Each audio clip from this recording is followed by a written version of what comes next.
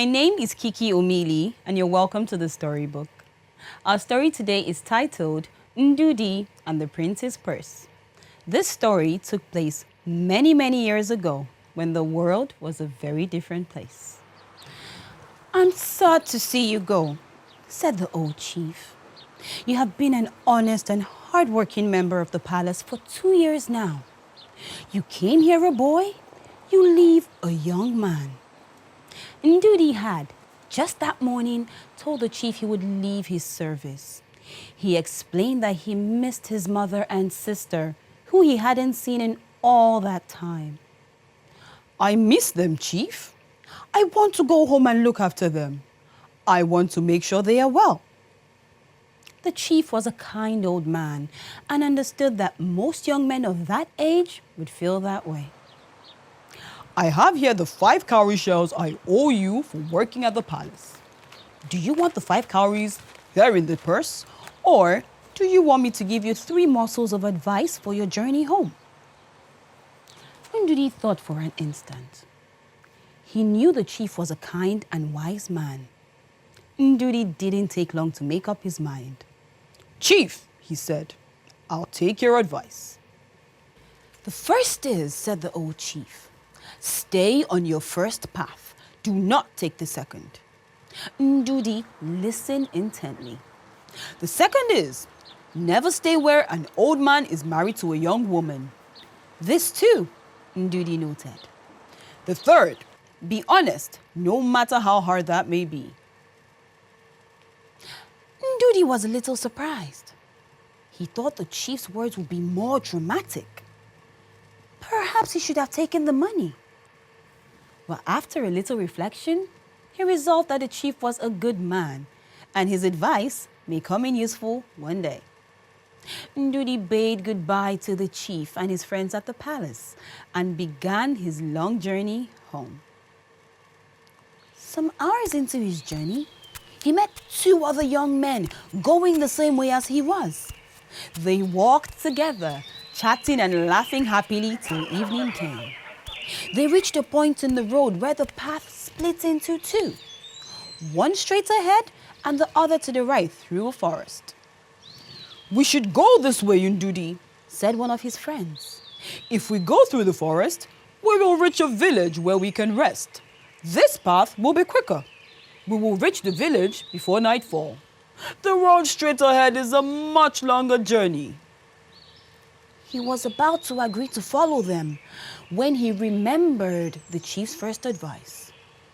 "The first is, stay on the first path. Do not take the second."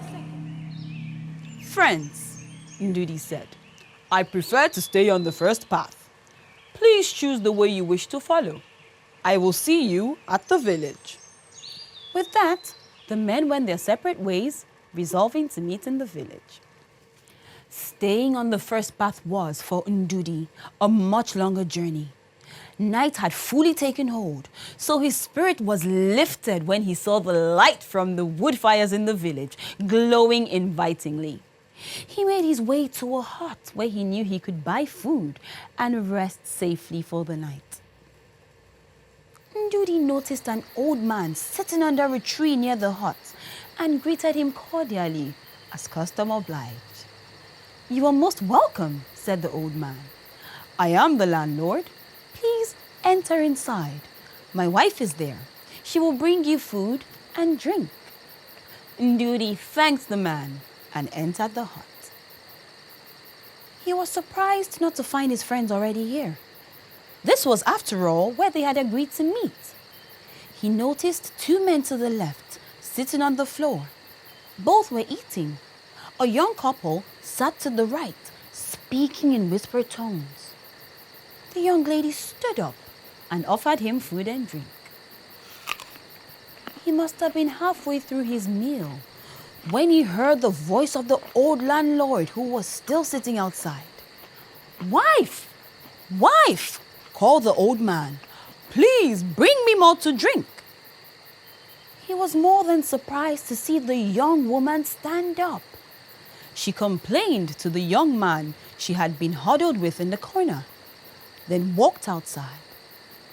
So this young woman was the landlord's wife. Ndudi remembered the old chief's second advice. Do not stay where an old man is married to a young woman. Without finishing his food, he went outside. He knew he could not stay in the hut for the night. Instead, he found a place outside, about 40 paces away from where the old landlord, who had now got inside, had been sitting. Ndudi settled down for the night. As he was about to fall into a deep sleep, he heard footsteps and moans and groans. Sitting up, he was shocked to see his two friends, the two young men he had been walking with earlier. Those that had followed the road through the forest came stumbling towards him, covered in blood and with their clothes torn. "Hey, what happened?" questioned Ndudi. "Not long after we left you," panted one. "Robbers," said the other. Ndudi explained they should not stay in the house. "You would be better off here," he said. But they, having had such a dreadful experience, preferred to stay in the safety of the hut. Ndudi realized then that the old chief's first wise advice had been worth following. Ndudi again settled down to sleep.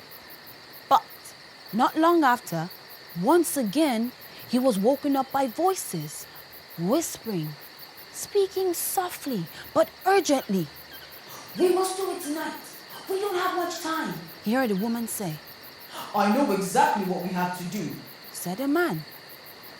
Peering from the bushes, Ndudi recognized with no difficulty the landlord's young wife and the same young man she had been talking to earlier. Not one to pry into another's business, he watched the two of them walk back to the village. Ndudi managed what sleep he could, but was up before first light to continue his journey home. A while later, but still early in the morning, Ndudi reached another village. Here, he saw elders about to embark on a journey back along the path he had just walked. "What is happening? Where do the elders go?" he inquired. "Two thieves were caught last night. They robbed the home of the landlord and his young wife. They took all his money, but as yet have not said where they hid it. The elders go to assist with the trial." Ndudi didn't think twice. He joined the entourage of the elders and headed back along the way he had just come. Ndudi was shocked by what he saw. His two traveler friends were in the center of a large gathering of people, tied with their hands behind their backs.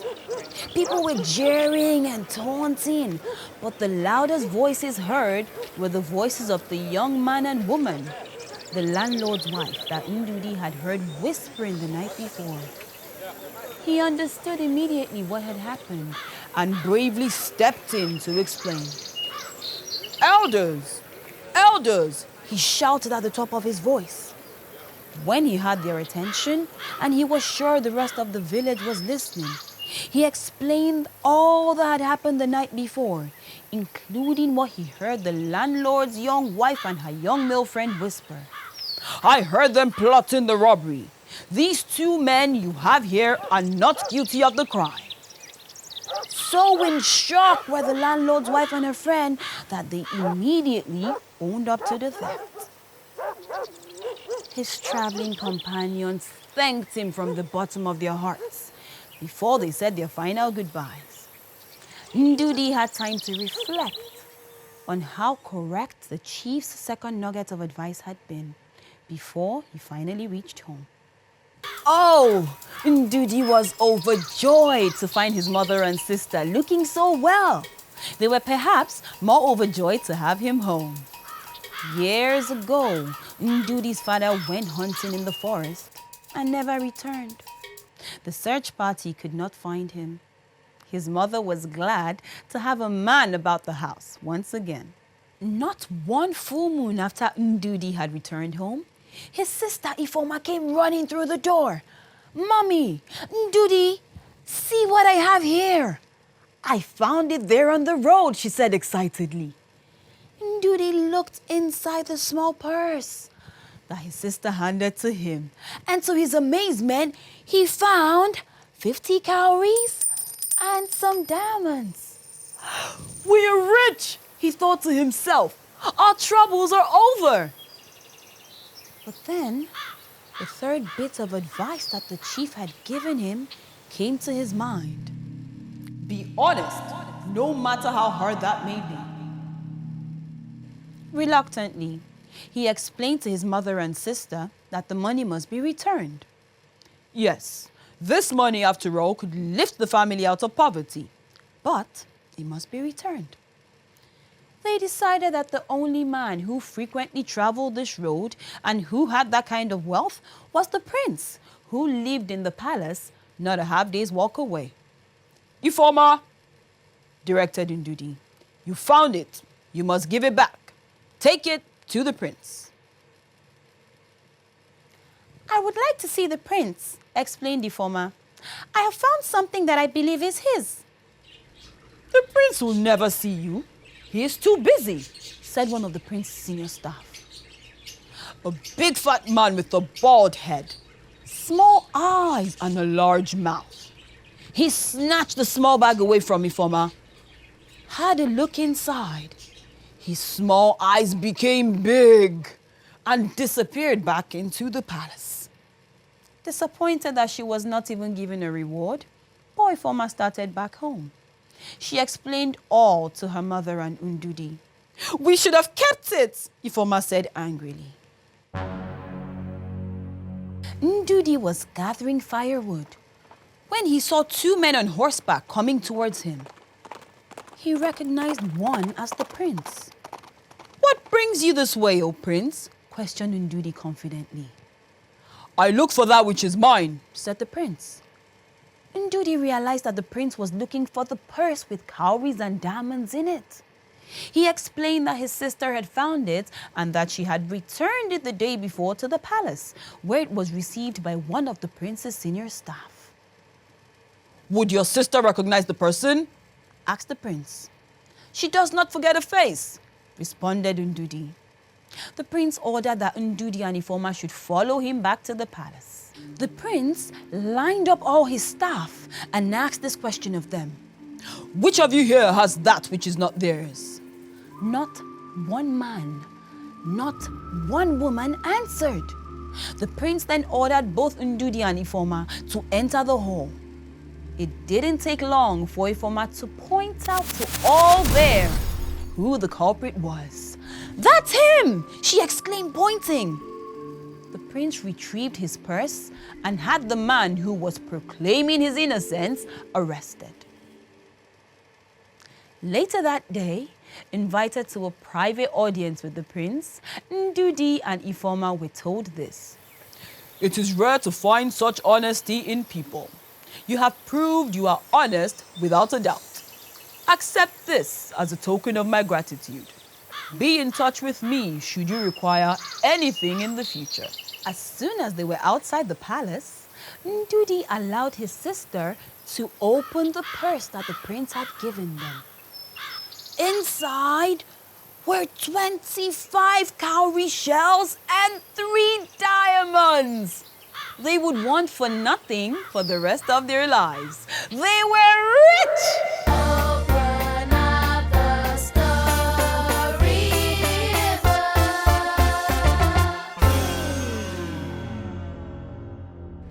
Now, you may think that the moral of the story is one of honesty. Honesty is, of course, one of the most important and vital qualities in life. But the moral of the story is this. Because they have long experience and will give you good advice, the counsel of the old is invaluable to the young. My name is Kiki Omili. This is Storybook, and I've had a lot of fun telling this story. Until next time, bye.